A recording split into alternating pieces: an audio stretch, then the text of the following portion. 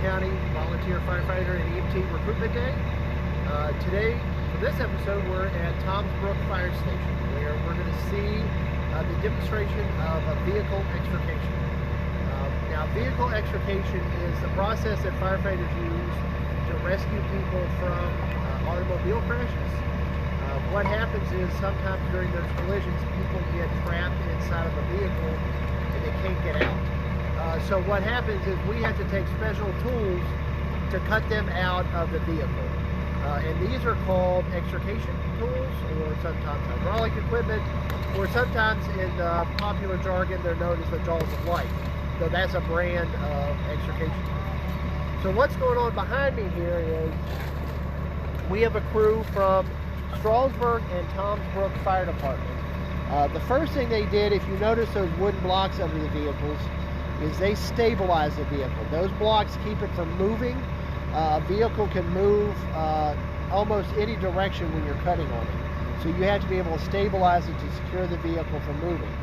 They also secured the electrical system to the vehicle. So what happens is that involves removing the battery from this car, which was already done in advance, so that the airbags don't go off and hurt somebody while we're trying to get in there, and there's no chance of electrical shock or anything like that.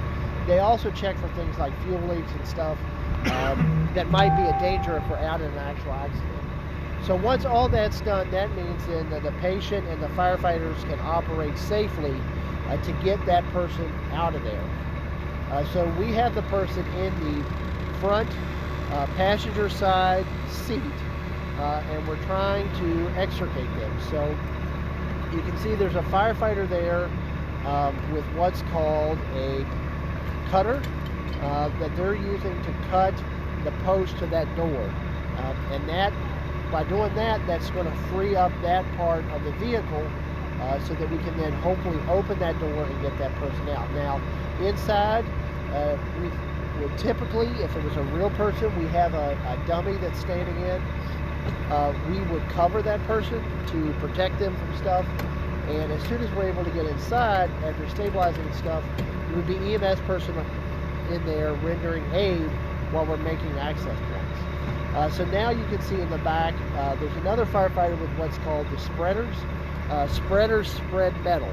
It's pretty simple, and what they're doing is basically applying pressure to where the door attaches to the vehicle, in hopes that by applying that pressure, they're going to pop that door open. They're going to spread that metal away and basically be able to remove where that door connects to it. Now, you might be wondering, why are they extricating on the back door if there's an individual in the front? Now, the reason for that is, in order for us to really access the individual, to be able to get some of our EMS equipment in there, to get personnel in there, and to be able to safely remove that person requires space. So typically, instead of just removing a single door, we remove a double door. So we'll remove the back door and the front door if time allows, to be able to get into that person easier and get them out easier. It also allows us, because a lot of times people may be trapped in more than one way, so we may have to operate, so it's actually operate on the vehicle in another way to extricate the person. So it's actually saving us time, because we're making that opening really big, so we can get to anything, where if we make a small opening, we may have to go back later and enlarge it, making more time. So they're now cutting that post in the middle between the two doors, so that we can get inside of there. Now, vehicles are actually constructed of really high-grade metals. We may not think about it because we look at the sheet metal and stuff from the vehicle, but most newer automobiles especially have very strong structural metal in the post, in the roof, to basically keep the person safe inside of the passenger area. So these require really specialized tools in order to cut that high-strength metal. Some of these tools can cut or spread tens of thousands of pounds in order to remove the metal and stuff out of the way. So these are really specialized and expensive tools that we carry. And you may think that this doesn't happen very often. Thankfully it doesn't, but extrications are a regular part of fire and rescue life in Shenandoah County. And it requires specialized training in order to do that. Most firefighters undergo some type of vehicle extrication training. We can do that up to very high levels to prepare people to be able to do this type of cutting, but also extrication might happen in industrial settings and other places that they might have to be pulled out of, where people might be hurt in machinery or they might be hurt in a farm equipment. So this type of specialized training helps us operate at a lot of different places, not just motor vehicle crash on the interstate, but maybe something in an industrial plant or something like that. And there's specialized training that we provide to all of our volunteers, either in-house or state-sponsored training, some of which gets college credit, that we're able to use to really build up our skills so that we can do unique and difficult things like this. So you can see right now they're removing the last part of the door where it connects to the front part of the vehicle.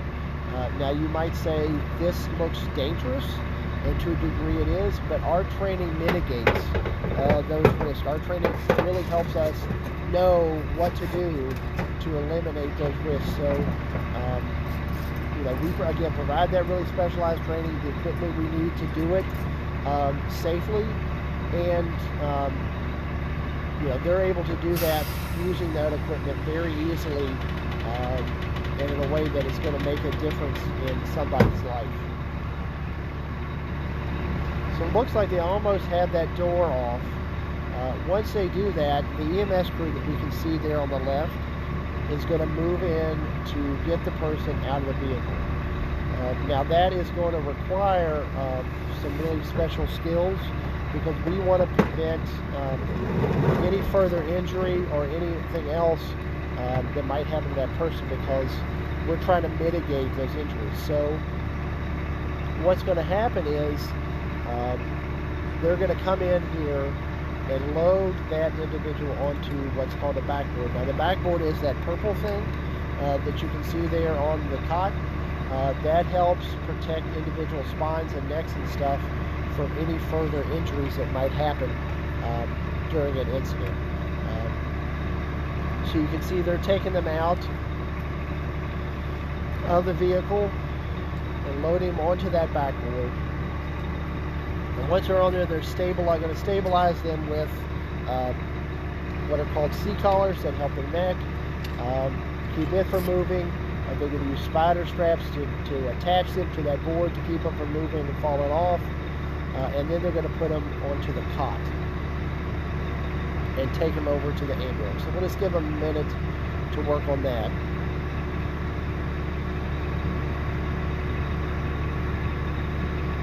And you can tell some of these skills take a relatively long time compared to what you might think. We are moving as quickly as possible, but a lot of this stuff takes patience and skills in order to do it right, to prevent further incidents or something else happening to the individual that's involved in the car crash. So, vehicle extrication, stabilizing and loading patients and stuff can be a time-consuming task. Sometimes it takes upwards of half an hour to remove people from really bad motor vehicle crashes. So that's a lot of times why the highway is tied up for longer times when this kind of stuff happens.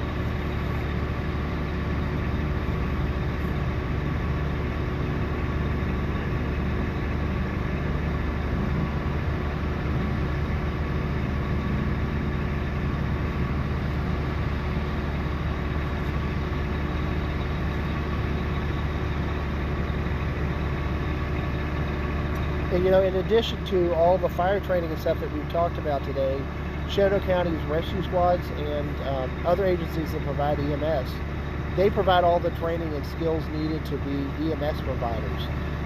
We have a bunch of different levels in the state of Virginia that determine what you're able to do, but EMS volunteers are always needed to be able to help people And we provide all the training that's needed for that, all the resources and everything that you need to get through those classes, so that you can go out here and ride on an ambulance and really help the community when the time arises.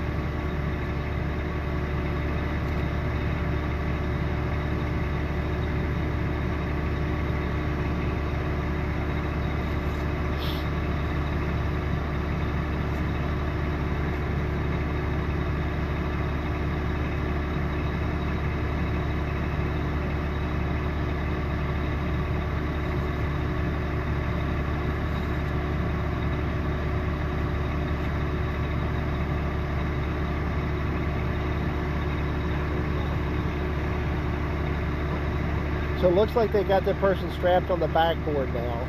And what they're going to do now is attach him to the cot. The cot is actually stretcher is the thing with all the wheels on and stuff that they're going to use to move the person to the ambulance. So you can tell they're seat belting them on there now so that they can be securely attached to that cot or that stretcher. And then they're going to wheel that over to the ambulance here.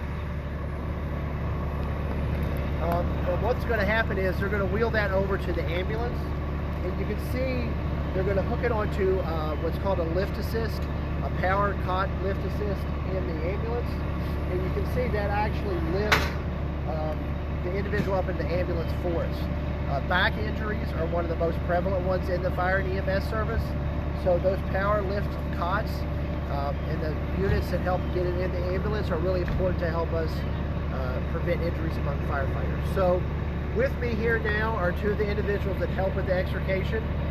We have Gary Wayne Scheib from Toms Brook Fire Department and Mike Williams from Strasburg Fire Department. They're going to talk a little bit about. So go ahead, Gary Wayne. My name's Gary Scheib. I'm a lieutenant here at Station 9. I've been a member since I was 16 years old. I love helping the community out. I love getting out here, getting my hands dirty, and when someone is in need of assist, I'm here to help. My name is Mike Williams. I'm the operation captain of the Strasburg Fire Department. Thanks for tuning in. We desperately need volunteers in Shenandoah County. If you can give, please give. All right. Thank you, Gary Wayne. Thank you, Mike. So again, to echo them, we're definitely looking for volunteers in the system, individuals that may want to be involved in, we've talked about driving, we've talked about firefighting, we've talked about raising ladders, we've talked about vehicle extrication. All the training, everything that we're able to provide for that is all right there, and we have the resources that are going to help you make it through that. If you're looking for more information, you can go to scfr.net. There's a volunteer button there. You can go to your local fire station or rescue squad. You can go to their Facebook page and message them for more information. We're always looking for more volunteers, and we're always looking for more community support, so definitely reach out to us. Hope you've enjoyed these episodes, and have a wonderful day.